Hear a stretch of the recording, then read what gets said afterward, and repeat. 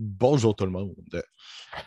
Cette semaine, je vais vous parler d'une nouvelle lecture et je vais aller encore du côté de la bande dessinée, d'autant plus que les romans que je lis en ce moment sont presque tous des romans de Wendigo dont je vais parler dans l'épisode du podcast Les Visages de la Peur qui va paraître ce jeudi, donc le 26 mai 2022.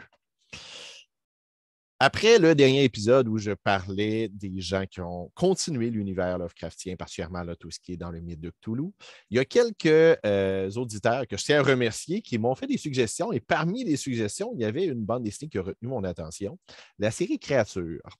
La série Créatures, dont on voit un exemple des dessins dans mon background, le projet m'intéresse particulièrement parce que le dessinateur est québécois, JF, qui a entre autres fait l'illustration de Tokyo Ghost, que j'avais bien aimé à l'époque, et qui est un illustrateur que j'essaie de suivre. Je dirais avec Jacques Lamontagne, c'est un des dessinateurs québécois là, de bande dessinée que je suis le plus activement.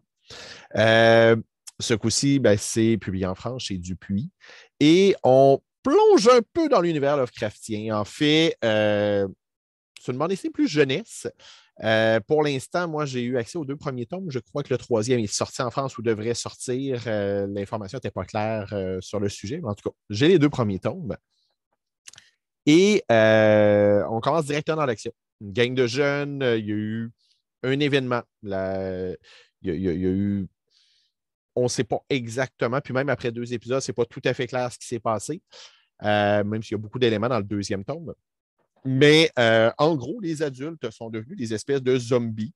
Les enfants sont les seuls survivants. Il y a des pillards, bien sûr. Il y a des groupes qui se réunissent ensemble. Et on suit un groupe en particulier de jeunes très, très débrouillards, style Hardy Boys, quasiment, qu'on a pu connaître à une certaine époque, genre de groupe qu'on aurait pu voir à la bibliothèque verte là, dans ma jeunesse, qui décide, pas qui décide, mais qui s'entraide pour survivre avec le chef qui se prend pour un Indien, même s'il est plus d'origine latino-américaine, les deux frères, le cerveau un peu maladroit et la brute pas toujours réfléchie.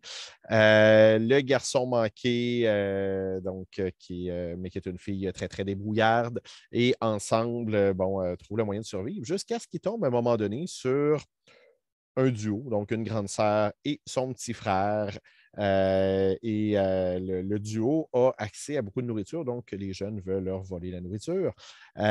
Finissent par s'allier à eux et découvrent que le jeune a un pouvoir qui est capable comme de devenir invisible aux yeux des adultes, des espèces de zombies qui rôdent.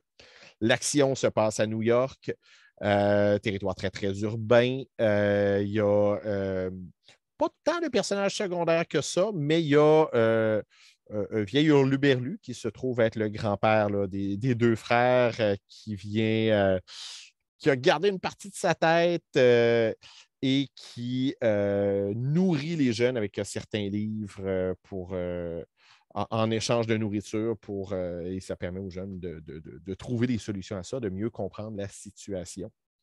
Honnêtement, deux épisodes, l'action n'arrête pas. Les dessins sont impeccables. Honnêtement, j'ai hâte de voir la suite. On plonge du côté Lovecraftien à la fin du premier épisode où on fait mention de Yog Sothoth qui va occuper beaucoup plus de place dans le deuxième épisode.